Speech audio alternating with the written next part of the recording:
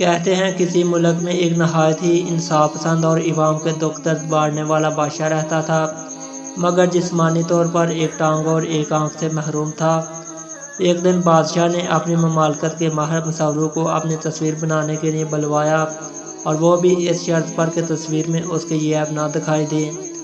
سارے کے سارے مصوروں نے یہ تصویر بنانے سے انکار کر دیا، اور وہ بھی بھلا بادشاہ کی دو آنکھوں والی تصویر بناتے بھی کیسے، جبکہ بادشاہ تھا ہی ایک آنکھ سے محروم، اور وہ کیسے اسے دو ٹانگوں پر کھڑا ہوا دکھاتے جبکہ وہ ایک ٹانگ سے معذور تھا۔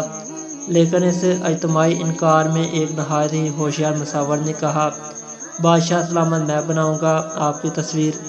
اور جب تصویر تیار ہوئی تو اپنی خوبصورتی میں ایک مثال اور شاہکار تھی۔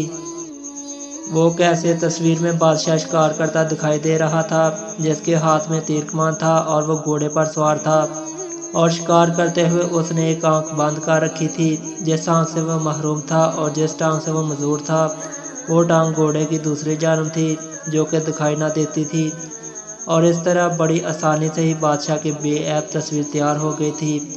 بادشاہ نے اس مصور کو اس عیب پوشی پر بے انتہا انعام سے نوازا۔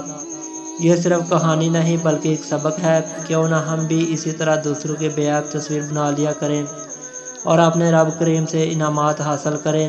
آج اس نفسا نفسی کے دور میں ہر ایک دوسرے میں مصروف ہے، حالانکہ ہمارے اندر بھی بے شمار عیب موجود ہیں۔ آج ہم دوسرے مسلمانوں کے عیب پر پردہ ڈالیں گے، کل انشاءاللہ رب رحیم ہمارے عیبوں سے درگزر فرمائے گا۔ تو آج سے کوشش کریں دوسروں کے عیب کو چھپایا کریں گے، ان کے عیب کتنے ہی واضح کیوں نہ نظر آ رہے ہوں، اور جب بھی لوگوں کی تصویر دوسروں کے سامنے پیش کیا کریں ان کے عیبوں کی پردہ پوشی کریں، کیونکہ انبیاء کے علاوہ کوئی شخص بھی تو عیبوں سے خالی نہیں ہوتا۔ ایک حدیث پاک کا مفہوم ہے کہ جو شخص مسلمان کی پردہ پوشی کرے گا، اللہ تعالیٰ قیامت کے دن اس کی پردہ پوشی کرے گا۔ دوسروں کے عیبوں پر پردہ ڈالو، اللہ تمہارے عیبوں کی پردہ پوشی کرے گا۔ اللہ ہمیں عمل کی توفیق دے، آمین ثم آمین۔